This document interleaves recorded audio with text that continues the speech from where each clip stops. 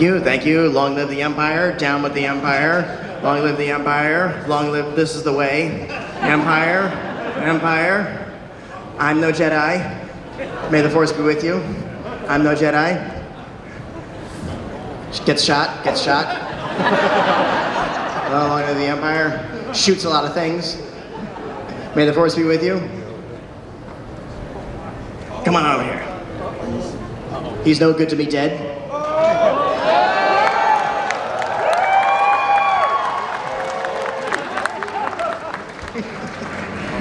And now, ladies and gentlemen, let us please welcome to the stage. He is a Critics' Choice Award-winning actor, producer, and director whose body of work includes, but is absolutely not limited to, Do the Right Thing, Homicide, Life on the Street, Far Cry 6, Harley Quinn, Godfather of Harlem, Once Upon a Time, Breaking Bad, Better Call Saul, The Boys, and The Mandalorian.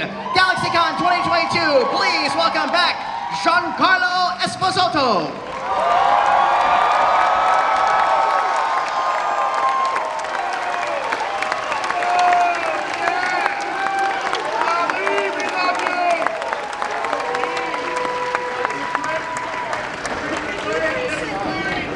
Wow, I am honored by this honor card. How about you? Oh, 501st Revolution, thank you all for your service or your anti-service, and enjoy the rest of the week. Another round of applause for them.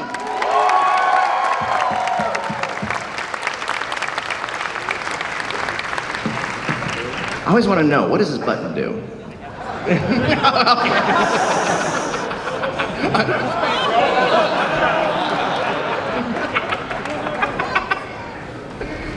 Oh, my friend, how are you? I'm doing well, thank you. Oh, so good to see you again. As always, welcome back to Raleigh.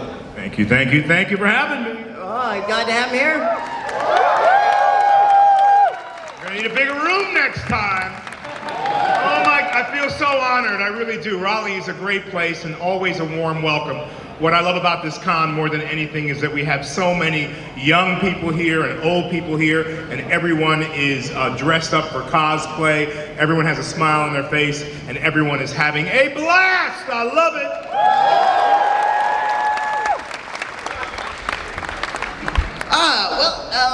We've got a little tradition, you and I. I sort of go take a deep dive into the past real quick, and if it's okay with you, I'm gonna do that, then I'll jump into audience questions.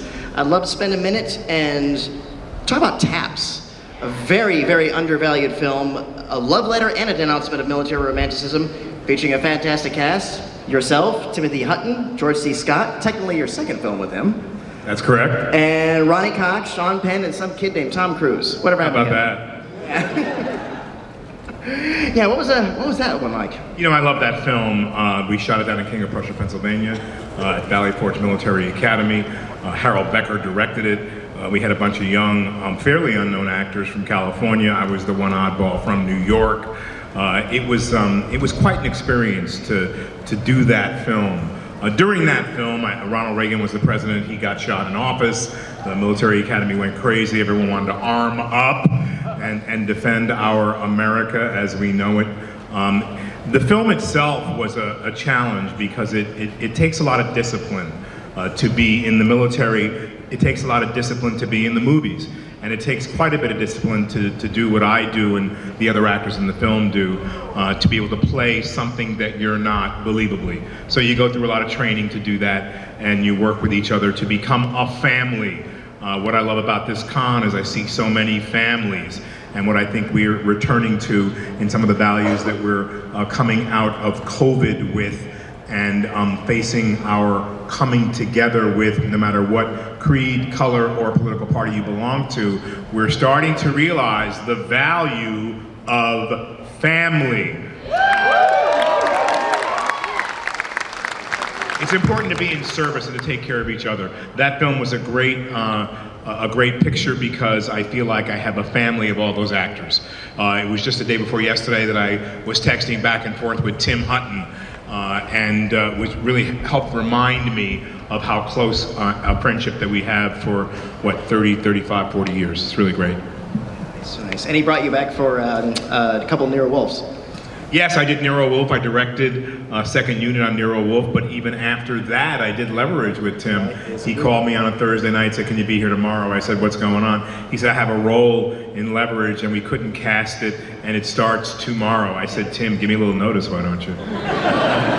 And I said, "What's the role?" He says, "To play two brothers who are both African presidents, and they're at war with each other." I said, "Oh, great. How much dialogue do I have tomorrow?" He said, "About a page and a half, 2 pages." I said, "Okay, I'll be there." Well, as always, thank you for indulging my capricious curiosity, and I've said this before, I'll say it again on behalf of our audience. You have a tremendous body of work. Your work ethic is, I think, is superb. You have been a friend to the fandom. Thank you. Thank you for your talents. Thank you for your professionalism. And thank you for the performances you brought to the Thank you. Thank you. Thank you all. Thank you. And now I'll go out in our audience and let's go ahead and take some of these audience questions. And just remember what we're going over, one question at a time, please. And no requests for hugs and all that stuff. All right. Hey, boss, what's your name? Parker. What do you want to know? I'll skip the hug question. Thank you. Very upset Better Call Saul only has 3 episodes left, but I wondered if there was any aspect or side to Gus's character that maybe you wanted to showcase but never got to because it wasn't in Vince or Peter's overall story. In Better Call Saul, you're speaking of? Overall, whichever. Yeah. Well, so it goes back to Breaking Bad, which is many years ago, and I've so enjoyed playing Gustavo Fring. It's been a highlight of my life. To come back in Better Call Saul, there was a hesitation in that would we learn anything new about this character that we didn't already know. My desire was for the audience to see where Gus came from and to experience what his family life might have been if he had a family or if he didn't. And then out of a long conversation with Vince, Vince felt like the more we don't know about Gus, the more interested we are. And so, of course, I represent the edge in the show and represent that nefarious quality of a guy that you don't know whether he's good or bad in his personal life, but you know he's a businessman, you know he's meticulous, and you know he gets it done. I like to think that as a person in some of my characters, one being mainly Gustavo Fring, that I'm a guy who controls the chaos. Now, do we have any control over our lives in reality?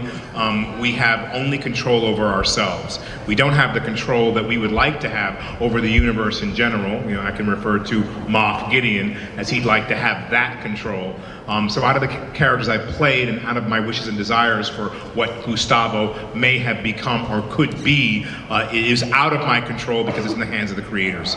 And the creators, the writer's vision is everything in a show like Breaking Bad or Better Call Saul. So I take the best and I leave the rest. How can I work on what is mine? And in any given situation in life, as we move through it, if we are realizing that we can only control our attitudes or my position within this life, and I can bring myself to the best self that I can be and be in service of others, then I have all the control I need. So there were a lot of hopes and desires for the character in Better Call Saul and then going back to Breaking Bad, but I put those aside to serve up the vision of the whole show. Great, thank you. Great question. Hi, what's your name? My name's Daniel. Just kind of piggybacking off what we just talked about, but if Vince ever came to you with the idea of a sort of El Camino style movie of Gus's, like rise to where he met with Don Eladio in Mexico, would you go for it? In a heartbeat.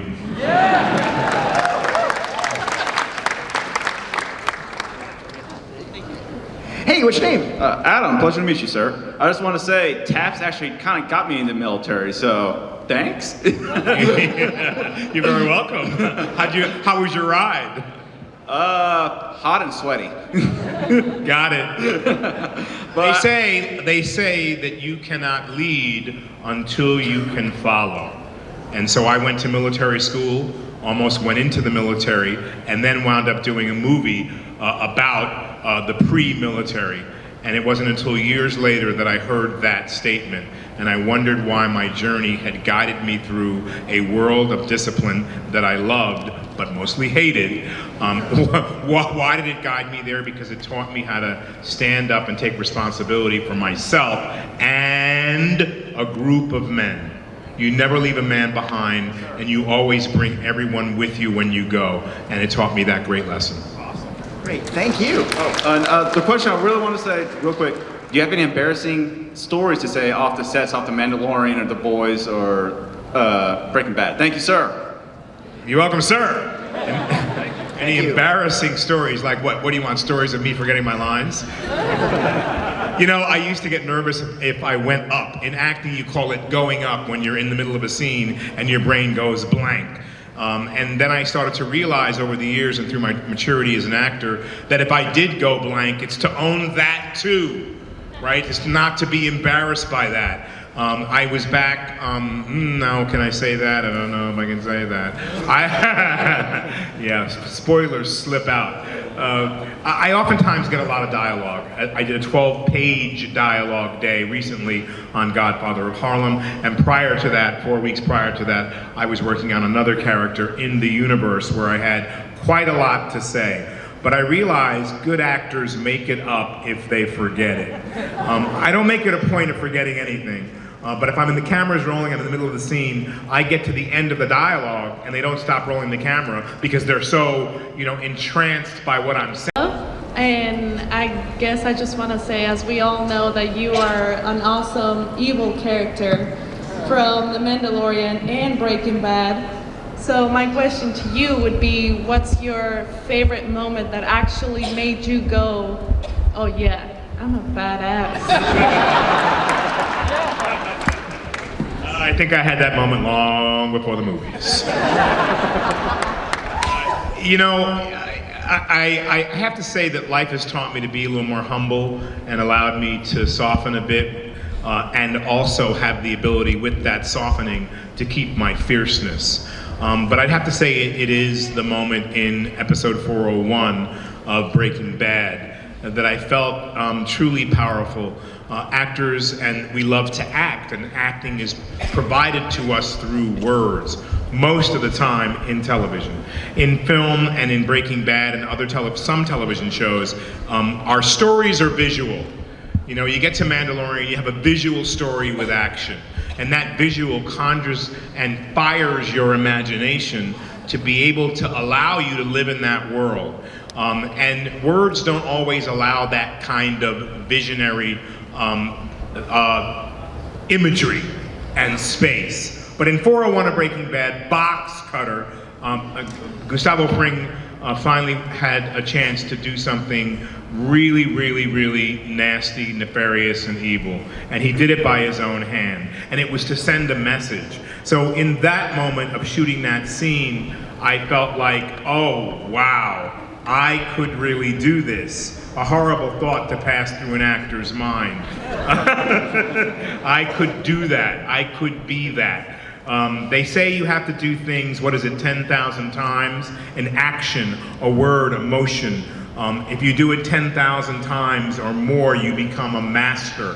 Because practice really does make perfect. So if you practice in your lives how to visualize your dream and your vision, and you think about that, I profess, for 10 minutes a day, meditate on that, visualize that, and manifest that into fruition, then your lives would be completely different and unimaginably perfect in all of its imperfection.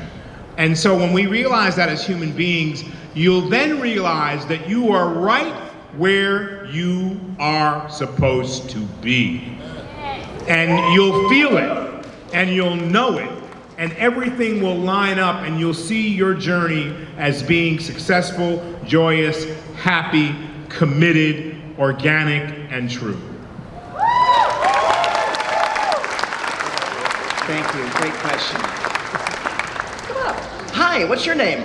Hi, my name's Breck. Huge fan of your work, genuinely actually. And I was just wondering, how do you stay so humble, asking for a friend? I stay humble because I've stumbled.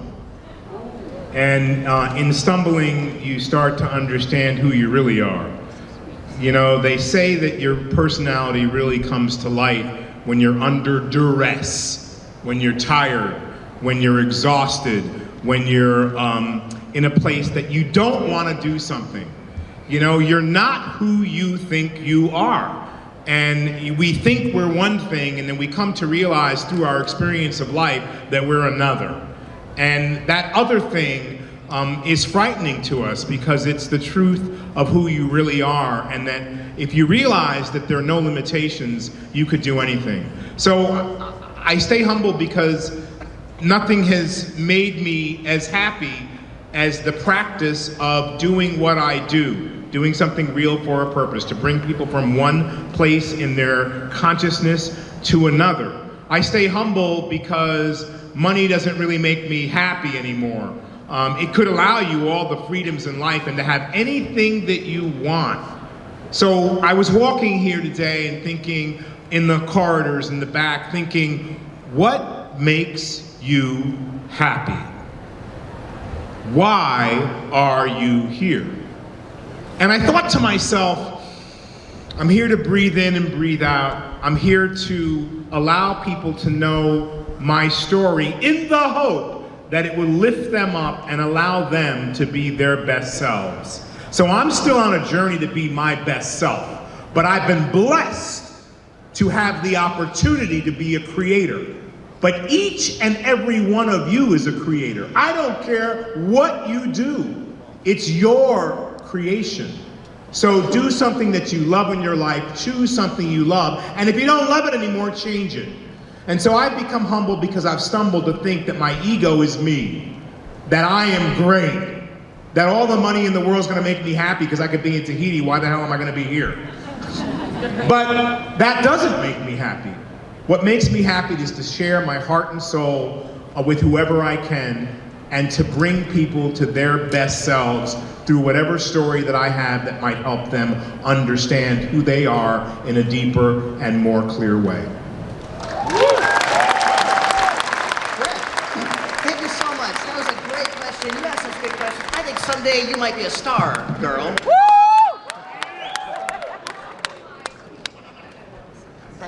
That was Breck Benson, by the way, star of Stargirl. Yeah. Yeah! Give her a hand. Yeah. Please, a big hand. Thank you for your great question too, Brett. Hey, what's your name?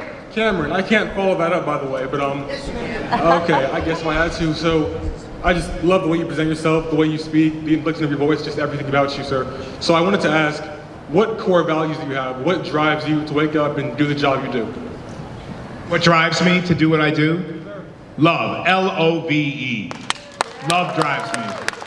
You know, I read scripts. I read one this weekend. The story was futuristic and different. It exists in a different world that we're in now. I can't really tell you, well, I could tell you what it is, but I won't, I can't. But it doesn't matter. It's about a world that we are soon to know, without a doubt. And I get excited when I see stories that exemplify the human journey within the journey of the universe that we don't know what is to be, right? What's beyond the veil? What happens tomorrow? What happens next week? These are all questions that we have as human beings. What will happen to my children? How will they survive? How will we save our world? All of these things come back to me as big questions. But the biggest answer to those questions is what heals where we're at, where we're come from, where we're going. It's love. So if we love the environment, we'll fix it. If we love each other, we'll lift each other up. If we love money, then we'll know that money will never satisfy us. And if we love our country, we'll take it back from divisive politics, Republican, Democrat, or otherwise, and we'll make it our own again. And we'll have our society work.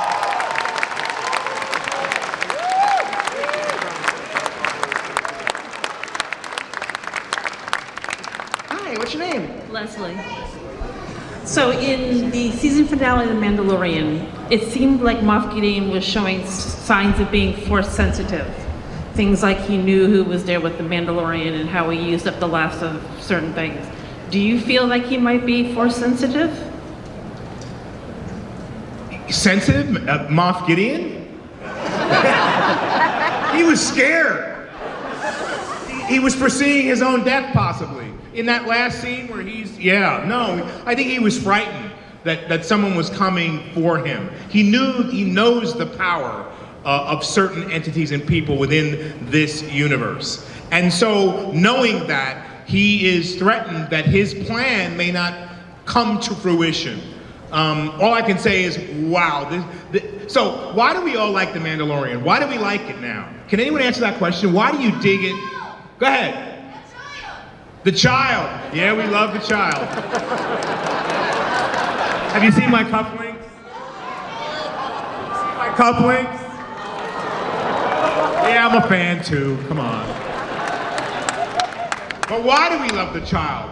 The child exemplifies wisdom, a childlike nature that's unjaded, a wisdom far beyond his or her years. What are we all searching for? Knowledge of our spirit. But that knowledge in our brain won't do anything to open our hearts. That child has an open heart. So what do we love about this particular show? We love that it's returned to the mythology that belonged and existed so deeply and so seamlessly in the original movies. And that mythology, in case you don't realize it, and you probably do, many probably do, is the hero's journey. It harkens back to George Lucas's friendship with Joseph Campbell. Joseph Campbell is a mythologist. Our stories, our oral storytelling that's been lost in the world today allows us to go on the hero's journey ourselves through our characters visually of what we see in this particular Star Wars incarnation. So it's the hero and heroine's journey that we relate to because we want that journey to be ours. We all want to have that kind of courage. We all want to have, I mean, look, Mando didn't want the baby. He's like, oh, I got to charge with this little child. And I've got to, what happens? He starts to learn from the child. What happens to us as parents? We start to learn through our children. Once something happens and we start to listen to these little children who've been so annoying and so much smarter than us and we have to take care of them all of our lives. And then we start to go, we hear little gems and we start to get moved by things they say, because their unjaded and pure nature affect us on a very deep level, and we get risen up by them. When they tell us who we really are. My mother used to say, don't do as I do as I say do. And that was a key. I love my mom, God rest her soul, but it taught me something that now I can't say that to my children, because I have 4 daughters who see right through me. And they tell me the truth about who I am. And then that allows me to realize they're my best friends. So the hero and heroine's journey are what we are kind of looking to relate through this incredible show. Thanks for your great question. Thank you. Here, have a green one. Hi, what's your name? My name's Mike. Huge fan of the villains that you portrayed. Like, seriously, I don't think there's enough love for your portrayal of Stan Edgar and the boys. So, like, seriously, absolutely. My question is, what does it feel like to be an iconic part of not 1, 2, but 3 iconic show universes? You know, you bring tears to my eyes when you say that. No, why are you laughing? It's the truth. I never imagined I'd be in this position. 2 years ago, I was doing 5 different television shows. All of them were somewhat of a hit, some larger than others. This year, I'm doing 4. I'm reminded that I always want to work with people I really like. And then happy accidents happen.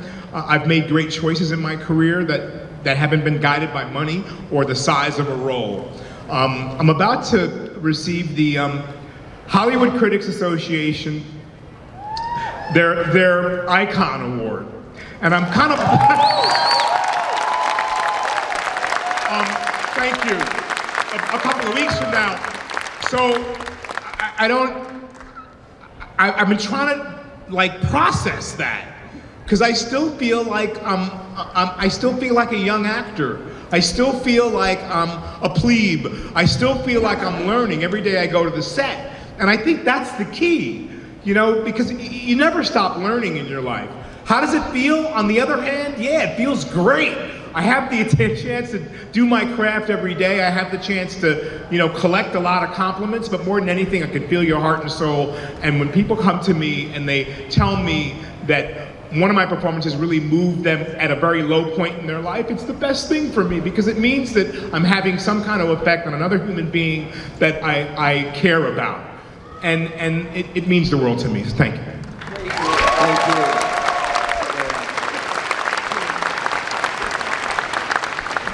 Hello, Starfire. What's your name? Hi, I'm Holly. So we all know you're very kind and inspiring. So what steers you to take on the villain role instead of being the hero in the majority of your films? Thank you, Holly. I'm working through a lot of bad karma. Look, I feel like the opportunity for me to have life's best therapy has come through me playing some of the characters that I play. I could be in my ego space that says, well, I'm the greatest, I can play these characters like everybody else, but I really kind of feel, and especially lately, that it's given me the opportunity to be out of a therapy session, but more in a deeper therapy with my own self. And so I saw a movie years ago with James Cagney called, oh my God, what was it called? Public Enemy. And at the end of the movie, he's on a scaffold with a Tommy gun. And he's like shooting at everybody, killing everybody. And it's a resemblant of the moment of Al Pacino in Scarface. And he's just blowing people away or shooting at the police. And he starts laughing and goes, "Top of the world, ma!" And I think that's kind of how I feel. To play the villain is exciting. And you may be living a short life, but you come in with a bang and you go out with a real big bang. So the villain roles are exciting. It's an exploration of where your heart and soul may be at the time. And I think what happens for me is playing those characters again, characters who take control of the chaos, is a way for me to eventually get to the good guy who can take control of the chaos with compassion, love, and kindness.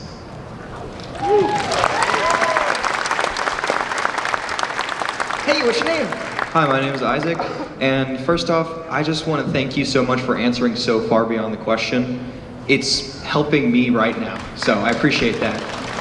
And secondly, I just want to ask, what do you pull from beyond the script? The people, the figures, the emotions in your life, what are some examples of those things that you pull from to give your characters the greatness and stoicness and everything that's so important to what makes them what they are? I believe that words are really important. And I would say this for a lot of the scripts I read. Those words become important. But then when I read a script that's not so good, I kind of judge it and go, why isn't this script any good? But there's something I like about it. And so I would do parts and go, I can make this better. My ego saying, I can make this better. And then there's a saying in our business that if it's not on the page, it's not on the stage. And then I started to realize that I could help it be on the stage if the kernel of truth is there that needs to be investigated and uncovered. I'll give you an example because that's the shortest way I could do it. I did 2 guest spots of Breaking Bad, and before I got off the plane after the first one, they asked me to come back for the second. I came back for the second, they wanted to offer me a contract, I refused. I said, why don't you call me when you come back from hiatus? And then someone said to me, well, why did you do the show? And I said, it was one stage direction in the original, very first episode I ever did. And it described Gustavo Fring as hiding in plain sight. And it just moved me. It was a stage direction.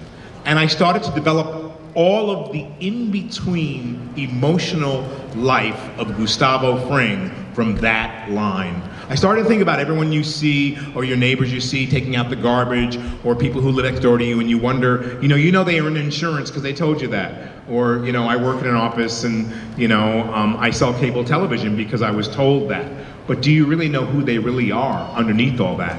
And so I start to look in between the lines, and that's what gives me the force of character. I develop human nature surrounding the lines and in between the lines, and really think about the hopes, fears, dreams, and the chink in a character's armor.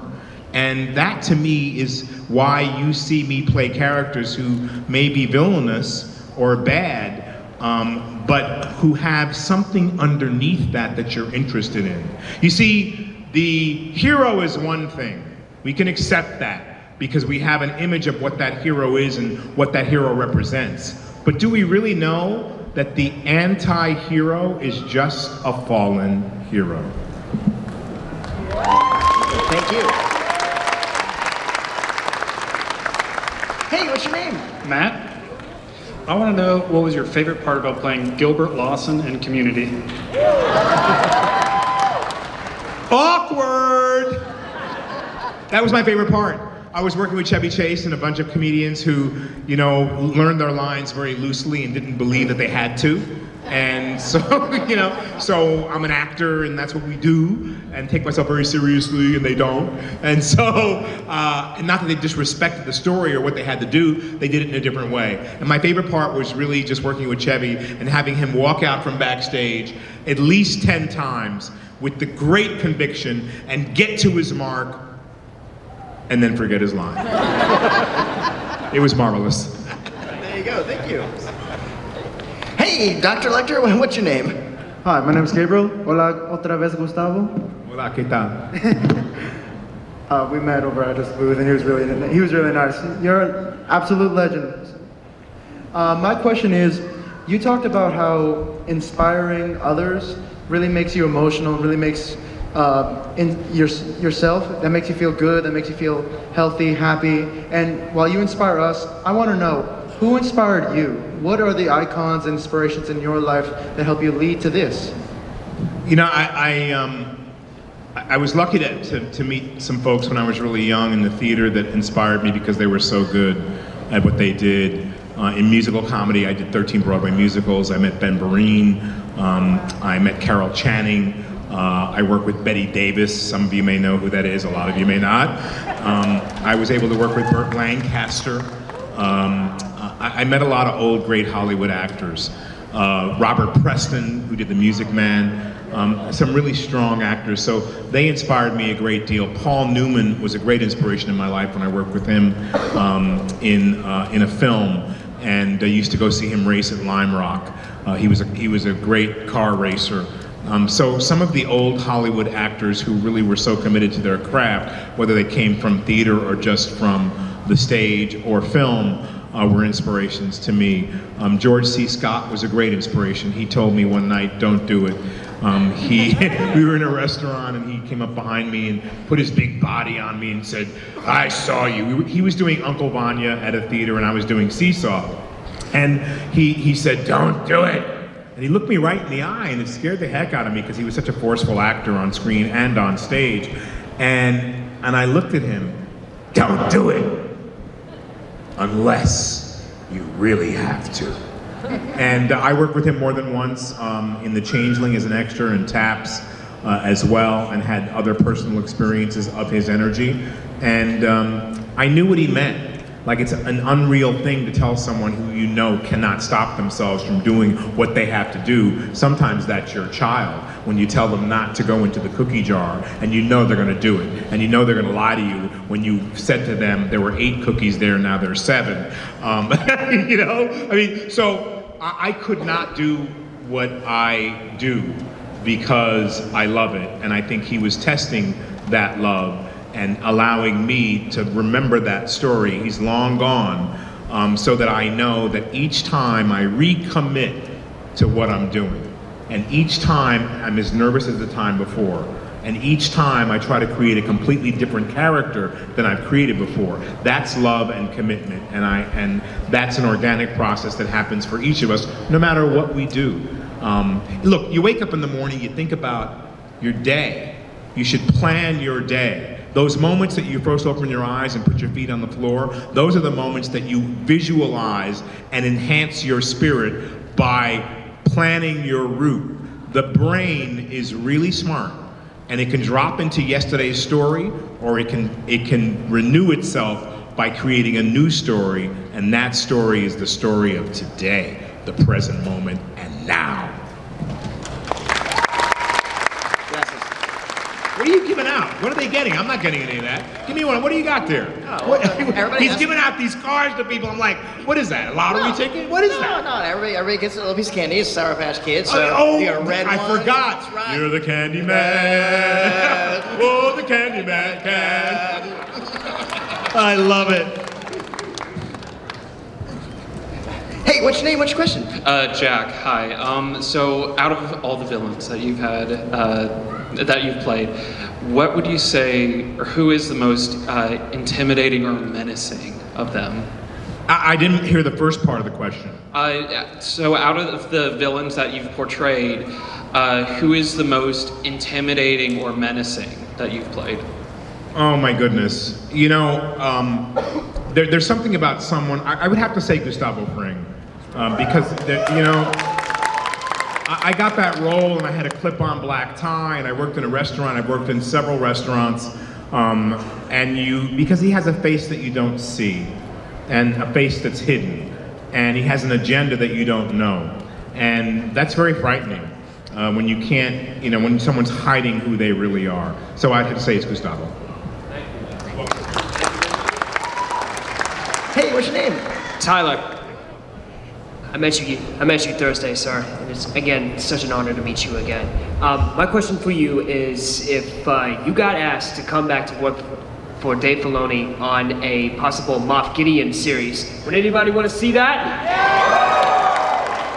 Yeah! Would you go back in a heartbeat?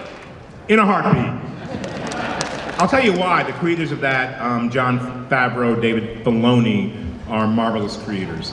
And look, here we come back to the same theme, happens over and over and over again. You know, and I'll tell you this from my own experience, because I'm very serious and I want to be the best I can be. I'm sure there are many who do. But if you are the best you can be and you're not in play, then you've missed something. And these guys are really in play. They like to have fun, they're smart, yes. Do they think of all the details? Yes. But they like to play. And our lives would be nothing without that kind of play.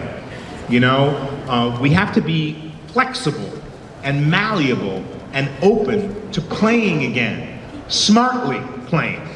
And that's important to me. So I would do Moff Gideon again with this team in a heartbeat. You're welcome. All right, our last question. What's your name? I'm also Matt. So, one of my favorite games of all time, Payday 2, you were the dentist in that, and you just added a lot of authenticity to the role that you play as a contractor in that. So I wanted to know, just how exactly did you go about getting the role as the dentist in Payday 2? Like, how did you go about it? You know, it's funny, so many people are so moved by that, and it teaches me that as an actor, there's no small parts. There's no small jobs, there's no small moments in life. And for Payday 2, I got a call that said, would you do this? And I went, what is this? And I had to look at the game and go, oh, okay, what do they want me to do? And then I thought of Laurence of Olivier, great actor, who was the dentist in a great film, and had a great scene with Dustin Hoffman. And Dustin Hoffman had stayed up all night to prepare for the scene by not sleeping. And you know, he was falling asleep as they were shooting the scene. And Laurence of Olivier was torturing him and waking him up. And he looked at him and said, what's wrong with you? He said, well, you know, I was up for hours trying to prepare for the scene. And Laurence of Olivier looked at him and said, it's acting, my boy. One of the greatest actors of all time. And so I walked into that not knowing the director, having a one-page of what I was supposed to say and do, but I had an idea.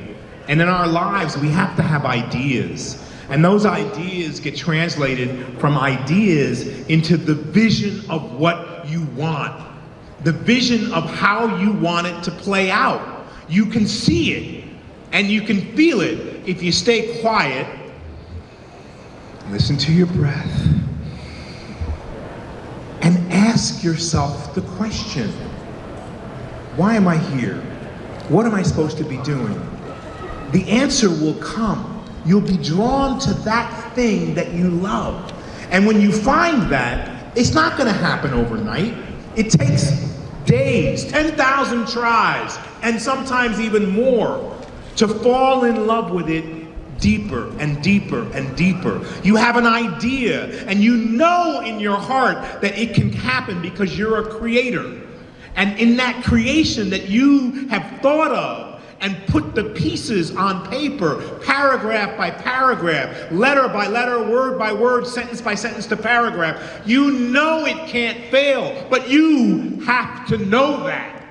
And when you know that, there's nothing that can stop you. I looked in the mirror yesterday and I went to myself, as I came here, before I got here 2 days ago, I walk through the world and people call my name. They stop me in cars as I'm walking across the street. And at the airport the other day, I realized something. I always knew this was gonna happen. I knew it. It came to me so clearly. Why are you always surprised? Without my ego being involved, I said to myself, I knew this was the way it was gonna go. It was just a matter of me realizing it, a matter of me getting out of the way, a matter of me putting my ego away, a matter of me of being present in the moment every single time that it came up that, oh, I'm great, I'm great. I come to these Comic-Cons for this moment. This is why I come here. It's not for the money, it's for the interaction. It's to tell you that you are great, that there's nothing that can stop you. No one, there are no days, that you have the power to have the life that you own. Go forth and do it.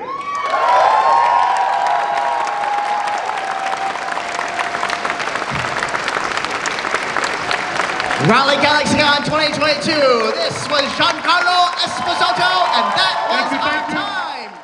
Thank you for watching that video, everyone. My name is Saul. I'm the guy holding the camera during this video, and if you want to watch more panels, or if you're a fan of Breaking Bad or nerd culture in general, be sure to subscribe. I have a lot of other videos on this channel that I think you'd be interested in. I have Star Wars videos if you're a Moff Gideon guy. But check out the channel, subscribe, like the video. These are things I always appreciate. Until next time, with that, I leave you.